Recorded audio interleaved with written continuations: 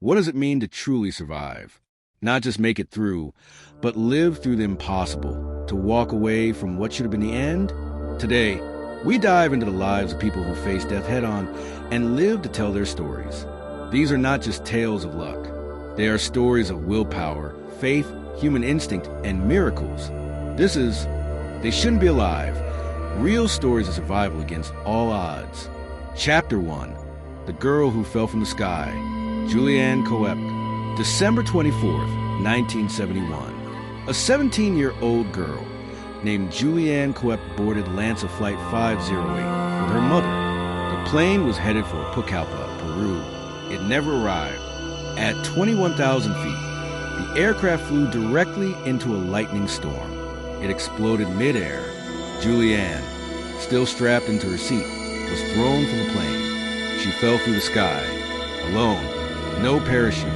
She landed in the middle of the Amazon rainforest. Somehow, she survived a 10,000-foot fall with a broken collarbone, a gash on her arm, and a swollen eye.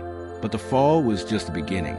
Juliane wandered for 11 days through the dense, insect-infested jungle. She drank water from leaves. She followed a creek, hoping it would lead to civilization. Her wounds became infested with maggots, and then she found a shack. Some forest workers discovered her, barely conscious. Juliane survived what is considered one of the most incredible survival stories in aviation history.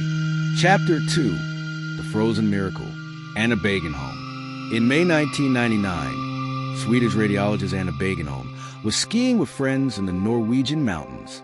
One slip sent her tumbling headfirst into an icy stream. She became trapped under the ice. Her friends tried frantically to pull her out. After 40 minutes submerged in freezing water, her heart stopped. Her core temperature had dropped to 56.7 degrees Fahrenheit, 13.7 degrees Celsius. She was declared clinically dead, but her body had entered a state of deep hypothermia. Rescuers refused to give up.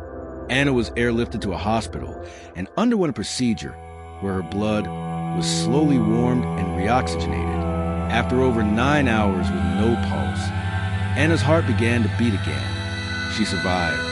Not only did she survive, she made a full recovery with no permanent brain damage. Chapter 3, Buried Alive, Aron Ralston, April 2003. Aron Ralston, an experienced outdoorsman, was hiking in Utah's Blue John Canyon.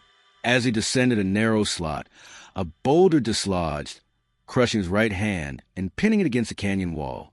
For 5 days, Aron rationed his water, tried to chip away at the rock, recorded goodbye messages to his family, and accepted that death was near. Then, on the 6th day, he made a decision no one could imagine.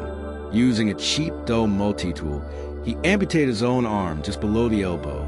He rappelled down a 65-foot cliff, hiked 6 miles, and was finally spotted by a family on vacation. He survived, and his story was later told in the film 127 Hours. Chapter 4, The Ocean Castaway, Jose Salvador Alvarenga. In 2012, Salvadoran fisherman Jose Alvarenga left Mexico for what was supposed to be a 30-hour fishing trip.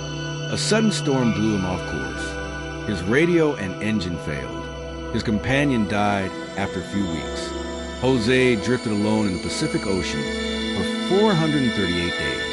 He survived on raw fish, rainwater, and sheer willpower. He battled hallucinations, loneliness, and sharks. Finally, he washed ashore in the Marshall Islands, over 6,000 miles from where he began. Doctors couldn't believe it, but Jose proved that human endurance has no limits.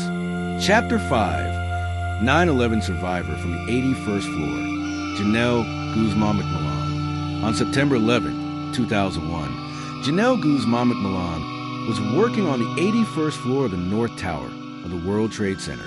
When the building collapsed, she was buried under tons of debris. She was the last person rescued alive.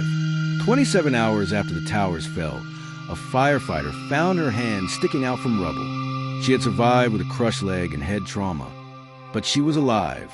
Her survival became a symbol of hope during one of America's darkest days.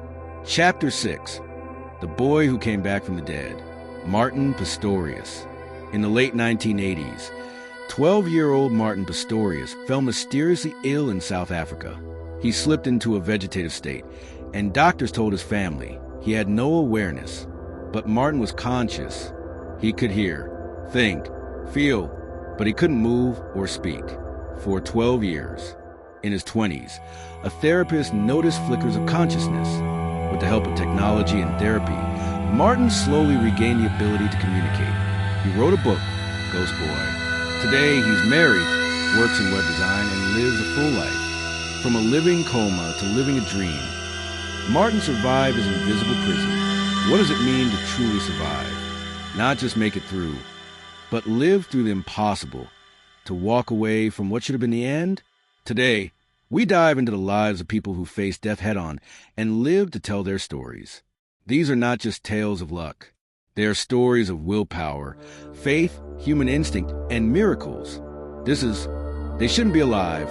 Real stories of survival against all odds. What makes a survivor? Is it strength, faith, luck, or the refusal to give up no matter what? These were ordinary people. They faced pain, death, and despair, yet chose to fight. They are living proof that the human spirit is unbreakable. If you were moved by these stories, subscribe and share, because someone out there might need a reminder. You can survive the unsurvivable.